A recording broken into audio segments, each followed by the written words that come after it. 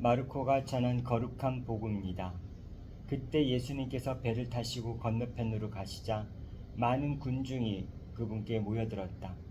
예수님께서 호숫가에 계시는데 야이로라는 한 회당장이 와서 예수님을 뵙고 그분 발 앞에 엎드려 제 어린 딸이 죽게 되었습니다. 가셔서 아이에게 손을 얹으시어 그 아이가 병이 나 다시 살게 해주십시오 하고 간곡히 청하였다. 그리하여 예수님께서는 그와 함께 나서시었다. 많은 군중이 그분을 따르며 밀쳐댔다. 그 가운데 12해 동안이나 하여라는 여자가 있었다. 그 여자는 숱한 고생을 하며 많은 의사의 손에 가진 것을 모두 쏟아부었지만 아무 효용도 없이 상태만 더 나빠졌다. 그가 예수님의 소문을 듣고 군중에 섞여 예수님 뒤로 가서 그분의 옷에 손을 대었다. 내가 저분의 옷에 손을 대기만 해도 구원을 받겠지 하고 생각했던 것이다. 과연 곧 출혈이 멈추고 병이 나은 것을 몸으로 느낄 수 있었다.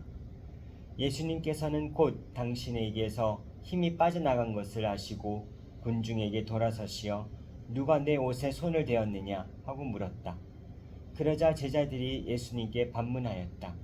보시다시피 군중이 스승님을 밀쳐대는데 누가 나에게 손을 대었느냐 하고 물으십니까? 그러나 예수님께서는 누가 그렇게 하였는지 보시려고 사방을 살피셨다. 그 부인은 자기에게 일어난 일을 알았기 때문에 두려워 떨며 나와서 예수님 앞에 엎드려 사실대로 다 아뢰었다. 그러자 예수님께서 그 여자에게 이르셨다. 딸아, 내 믿음이 너를 구원하였다.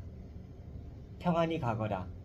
그리고 병에서 벗어나 건강해져라. 예수님께서 아직 말씀하고 계실 때 회당장의 집에서 사람들이 와서는 따님이 죽었습니다. 그러니 이제 스승님을 수고롭게 할 필요가 어디 있겠습니까? 하고 말하였다. 예수님께서는 그들에게 말하는 것을 곁에서 들으시고 회당장에게 말씀하셨다. 두려워하지 말고 믿기만 하여라. 그리고 베드로와 야고보의 동생 요한 외에는 아무도 당신을 따라오지 못하게 하셨다. 그들이 회당장의 집에 이르렀다. 예수님께서는 소란한 광경과 사람들이 큰 소리로 울며 탄식하는 것을 보시고 안으로 들어가셔서 그들에게 어찌하여 소란을 피우며 울고 있느냐? 저 아이는 죽은 것이 아니라 자고 있다 하고 말씀하셨다. 그들은 예수님을 비웃었다. 예수님께서는 그들을 다 쫓아신 다음 아이 아버지와 어머니와 당신의 일행만 데리고 아이가 있는 곳으로 들어가셨다. 그리고 아이의 손을 잡으시고 말씀하셨다. 탈리타 쿰, 이는 번역하면 소녀야, 내가 너희에게 말한다. 일어나라는 뜻이다. 그러자 소녀가 곧바로 일어서서 걸어다녔다. 소녀의 나이는 12살이었다. 사람들은 몹시 놀라 넋을 잃었다. 예수님께서는 아무에게도 이 일을 알리지 말라고 그들에게 거듭 분부하시고 나서 소녀에게 먹을 것을 주라고 이르셨다. 주님의 말씀입니다. 그리스도님 찬미합니다. When Jesus had crossed again in the boat to the other side, a large crowd gathered around him, and he stayed close to the sea. One of the synagogue officials, named Jairo, came forward. Seeing him, he fell at his feet and pleaded earnestly with him, saying, "My daughter is at the point of death. Please come lay your hands on her, that she may get well and live." He went up with him, and a large crowd followed him. There was a woman afflicted with hemorrhage for 12 years. She had suffered greatly at the hands of many doctors and had spent all that she had. Yet she was not helped, but only grew worse.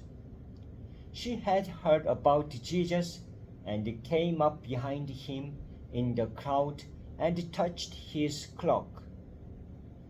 She said, "If I but touch his clothes, I shall be cured." Immediately her flow of blood dried up. She felt in her body that she was healed of her affliction. Jesus, aware at once that power had gone out from him, turned around in the crowd and asked, "Who has touched my clothes?" But his disciples said to him, "You see how the crowd is pressing upon you, and yet you ask, 'Who touched me?'" And he looked around to see who had done it. The woman, realizing what had happened to her, approaching in fear and trembling, she fell down before Jesus and told him the whole truth. He said to her, "Daughter, your faith has saved you. Go in peace and be cured of your affliction." While he was still speaking, the people from the synagogue official's house arrived and said, "Your daughter has died. Why trouble the teacher any longer?" Disregarding the message that was reported, Jesus said to synagogue official, "Do not be afraid, just have faith." He did not allow anyone to accompany him inside except Peter, James, and John, and the brother of James. When they arrived at the house of the synagogue official, he caught sight of the commotion, people weeping and wailing loudly. So he went in and said to them, "Why this commotion and weeping? The child is not dead, but asleep." And they ridiculed him. Then he put them all out. He took along the child's father and mother and those who were with him, and entered the room where the child was. He took the child by the hand and said to her, "Talitha cum," which means, "Little girl, I say to you, arise." The girl, a child of 12, arose immediately and walked around. At that they were utterly astounded. He gave strict orders that no one should know this, and said that she should given something to eat.